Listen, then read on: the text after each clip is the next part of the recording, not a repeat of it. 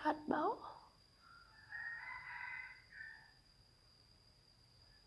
ไปตาอีกเบื้องหนึ่งก่อนเนี่ยต่อไปเนาะใส่สีเกาตาตั้งลุม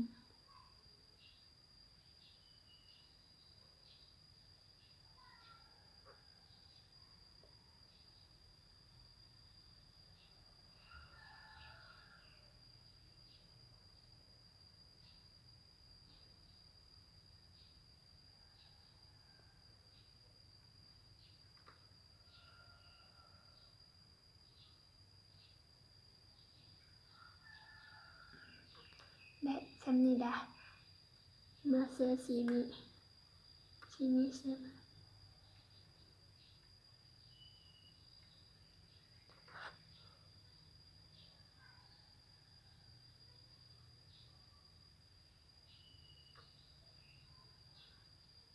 ตาสางตา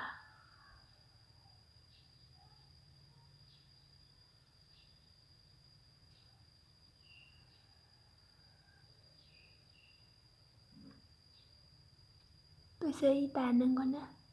วันนี้ให้มาเสื้อสีนี้เนาะบัดนี้เนาะเดี๋ยวเป็นสีเอาเบิ่ง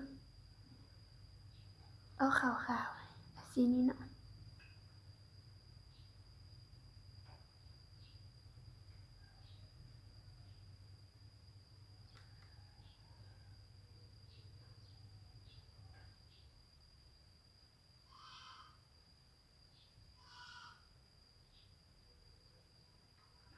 เห็นว่า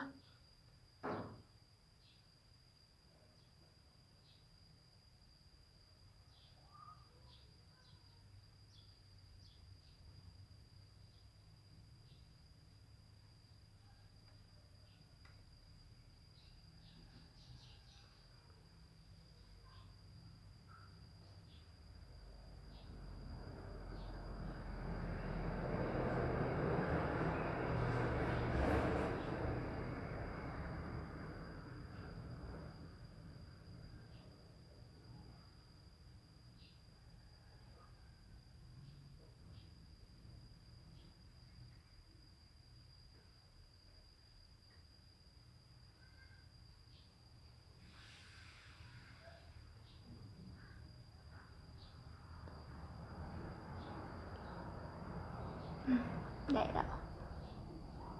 ต่อไปมีเอาแปรงเนาะแปรงให้มันเคลียร์หน่อยนึงเคลียร์มันตัวเลย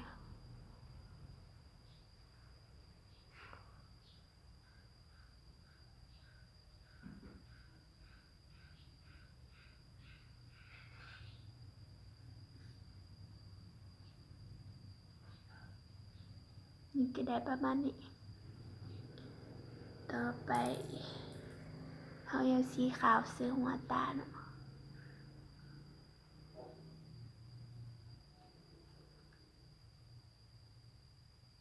ทีนี้เสื้อหัวตา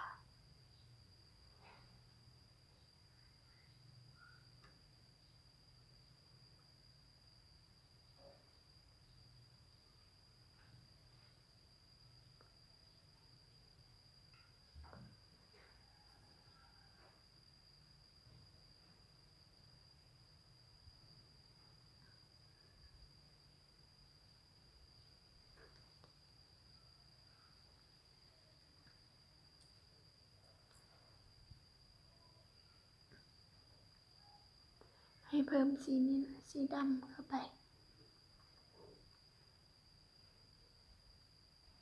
เพิ่มไปหางตา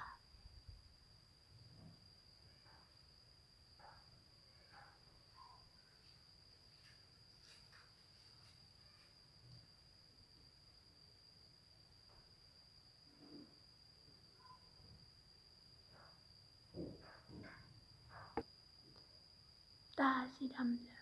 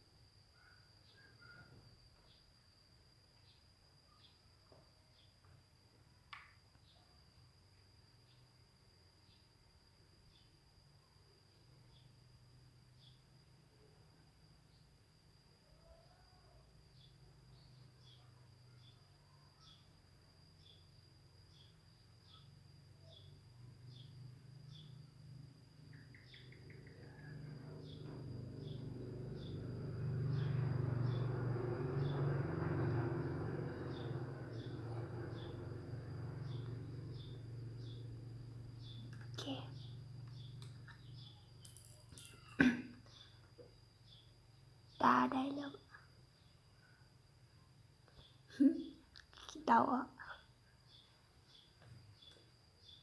ต่อไปเต็มคิ้วคอนทัวร์ก่อนนะ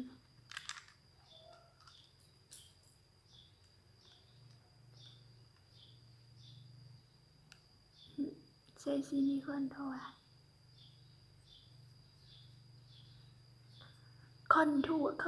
นะคะต่อจากนั้น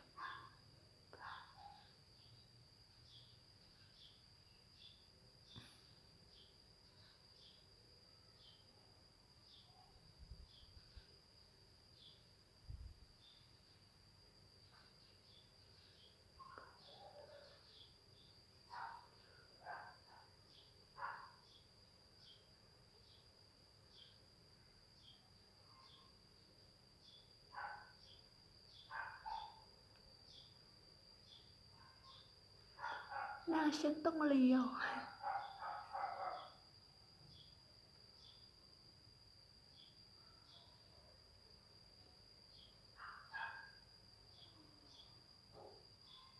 ไปคอนทัวร์ด้านหนึ่งก่อนอย่างนี้มา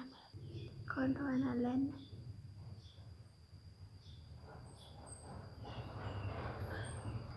คอนทัวร์หูดักเนี่ยเนาะเสื้อสีเก่าอ่ะเอาไว้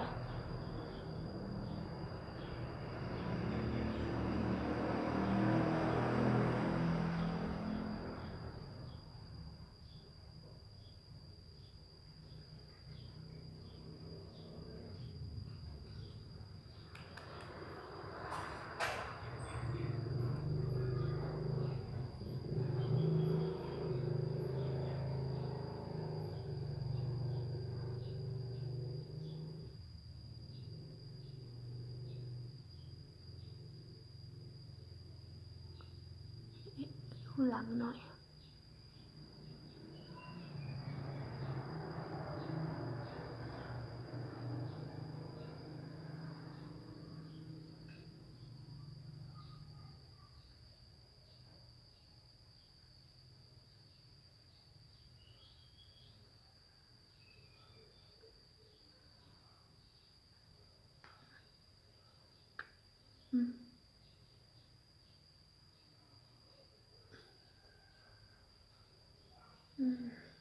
เอาใครหนึ่งแหละหูดัง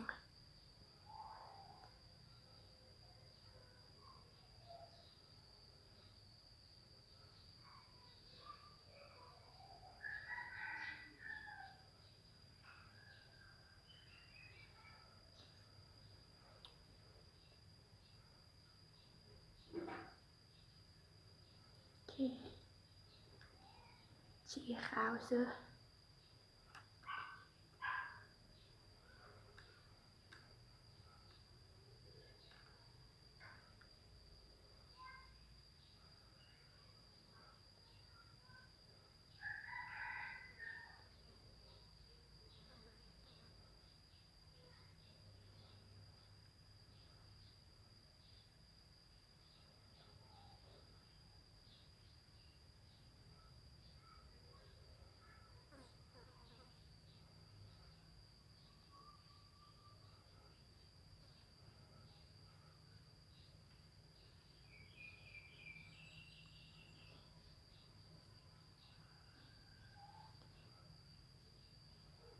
เส้นนี้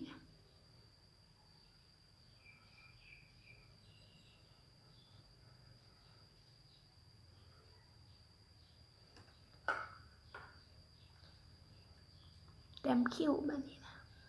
คือผีนี่เราเรียกแบบนี้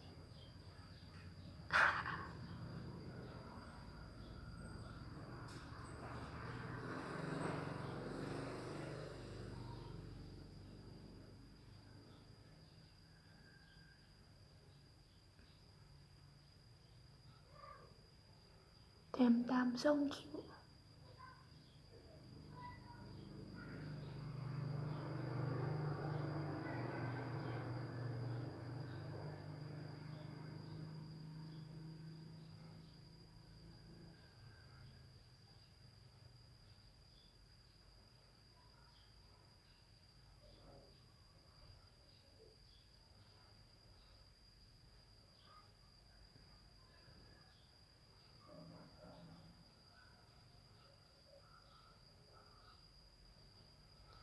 กงๆหน่อยนะ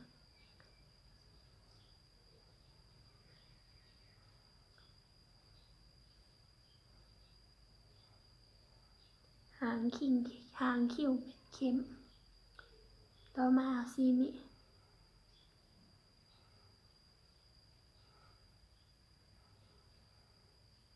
ตาเสือ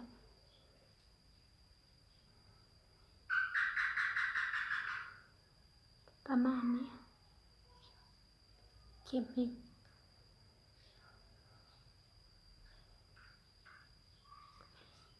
เดี๋ยวไปแต้มอีกเบื้องหนึ่ง ต่อไปปัดมัสคาร่าเสือ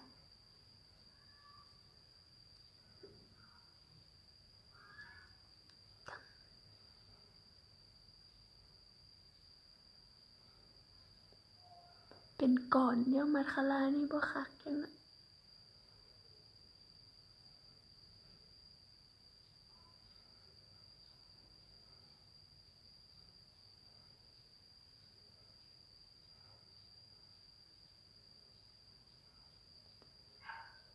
เห็นบ่ปัดตึบปัดขึ้นได้คิ้ว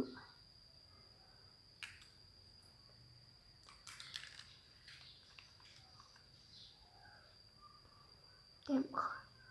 อายไลเนอร์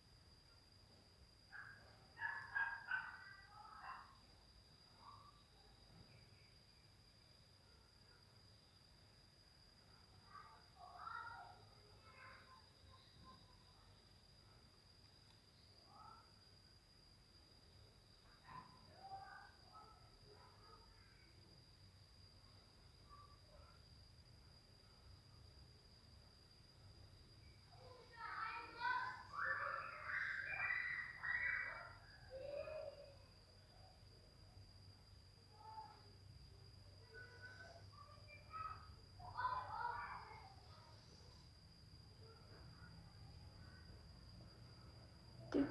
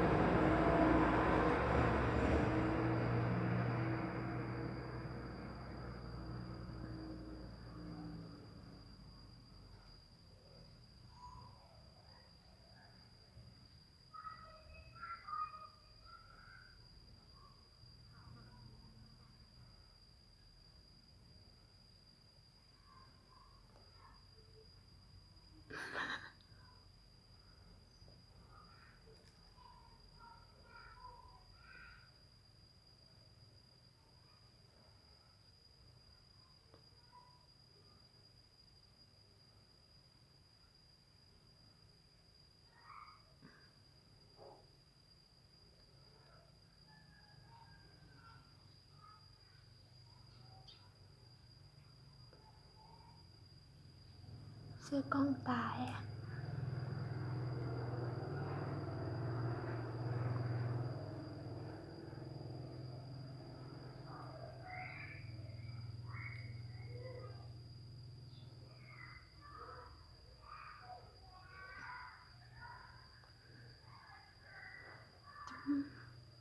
ตาคมกิน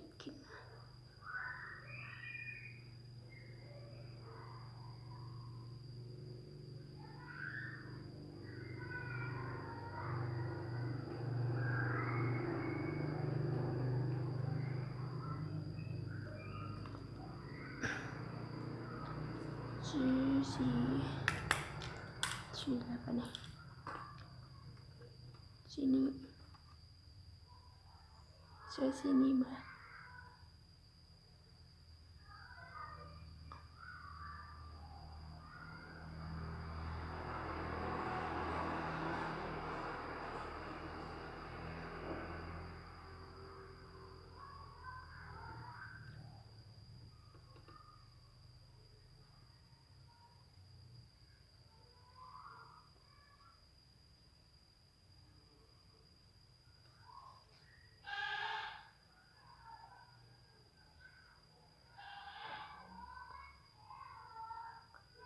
เค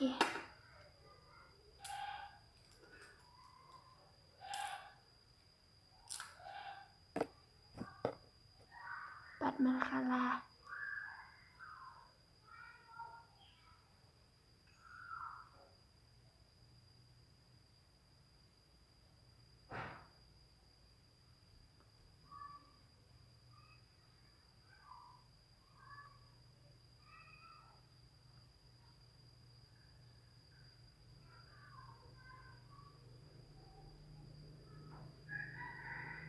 ค่อยๆปัดใช้เวลานานเลย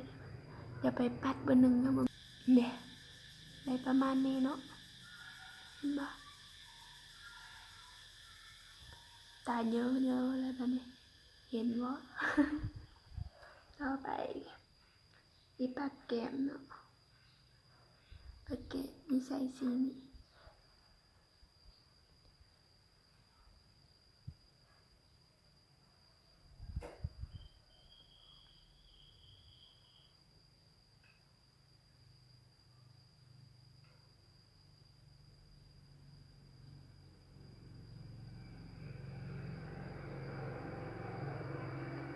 สาวสุขภาพดีสวัสดีหูดังนะแม่จริง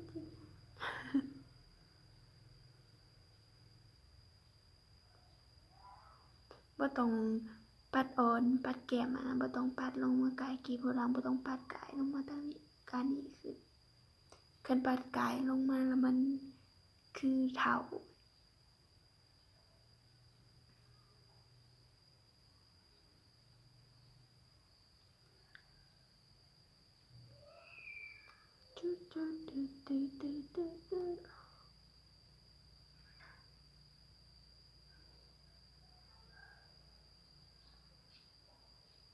ผสมสองสีเลย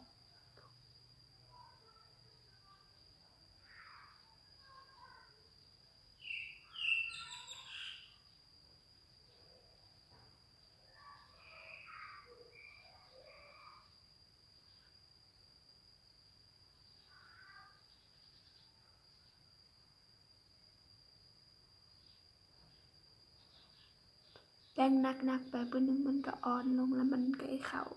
กับผิวเฮาก็คือบ่ได้อะเลอแฮง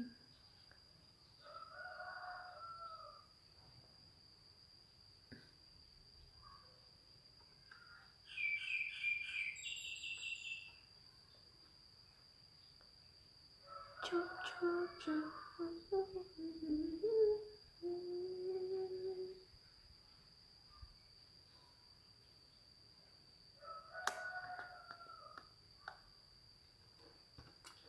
จีสีส้มแซ่สีส้ม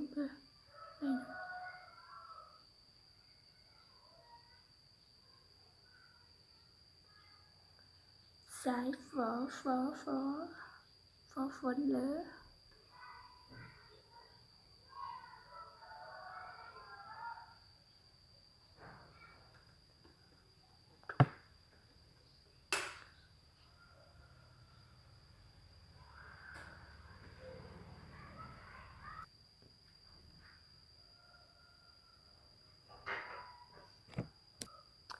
สติกโอ้ไม่ติน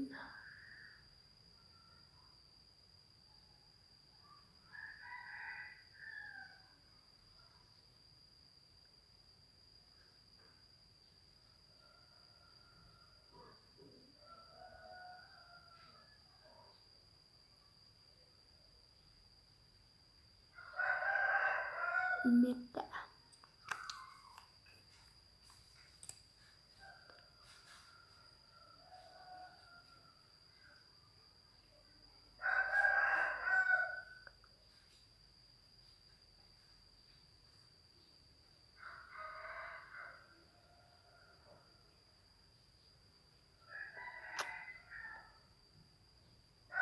สายฝอสายฝอต้องชอบแดง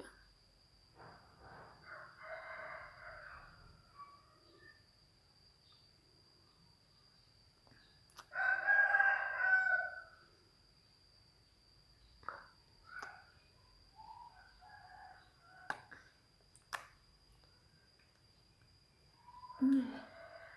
มบ่เข้าเลยแต่เสื้อเข้า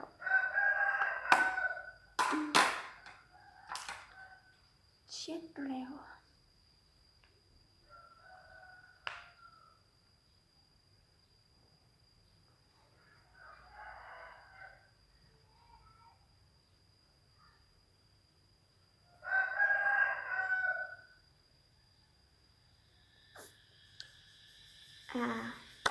ลูกนี้ก็ได้ซ้ำนี้เนาะ